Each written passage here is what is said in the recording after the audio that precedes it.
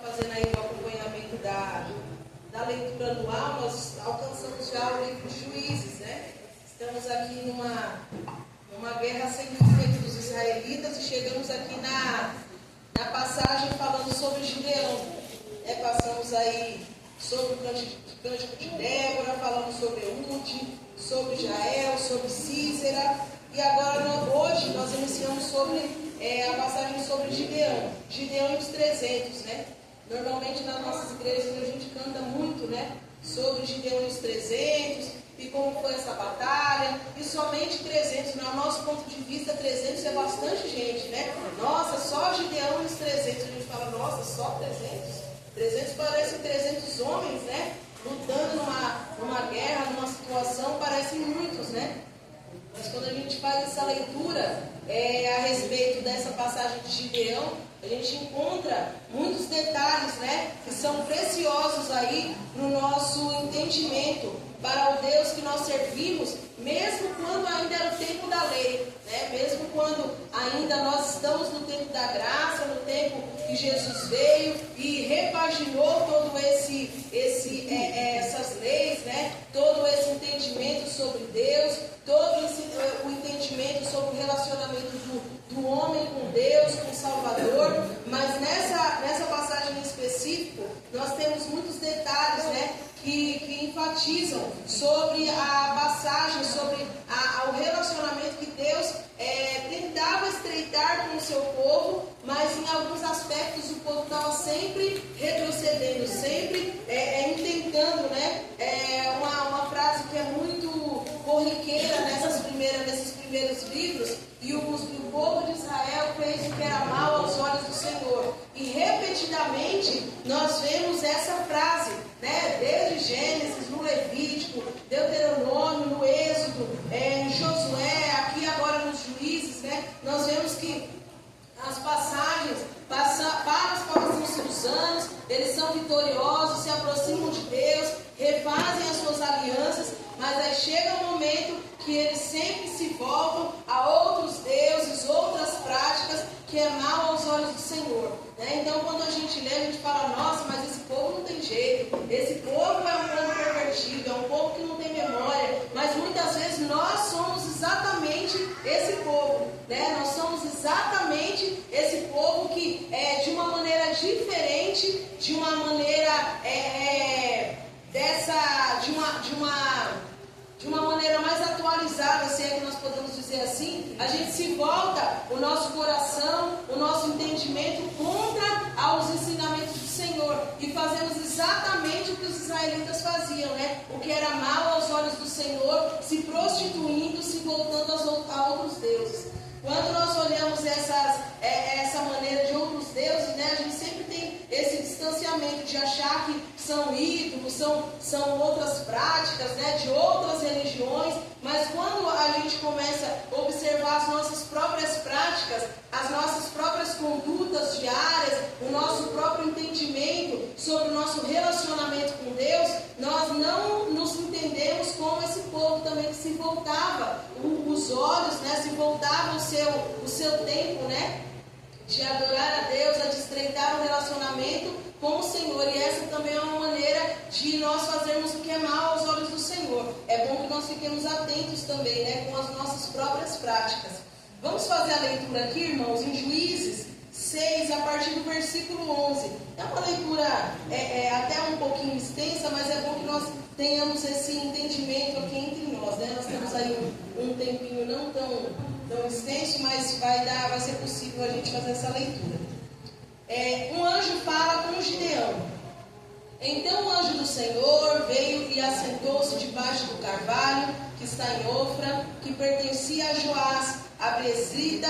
O Gideão, seu filho, estava malhando trigo no lagar para salvar 2 midianitas.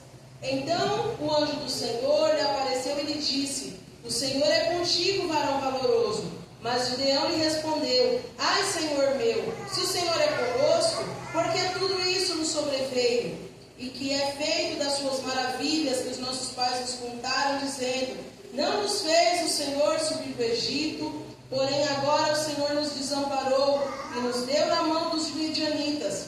Então o Senhor olhou para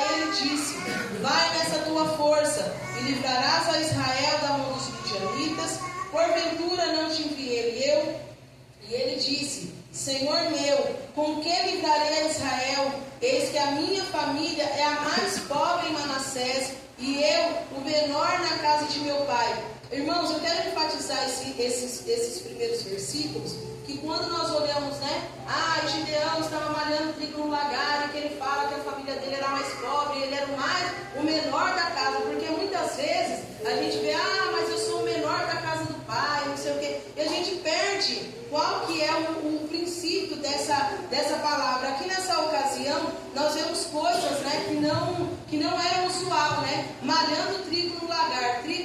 O lagar não era um lugar de se malhar trigo, mas eles estavam numa situação de total, estavam subjugados pelos midianitas. Tudo que os midianitas encontravam, eles roubavam, a ponto que os israelitas, eles ficaram pobres, miseráveis, em situação de fome por conta dos midianitas, que tudo que eles encontravam dos israelitas, eles roubavam. Então, essa era uma maneira de manter o alimento ali dentro da família.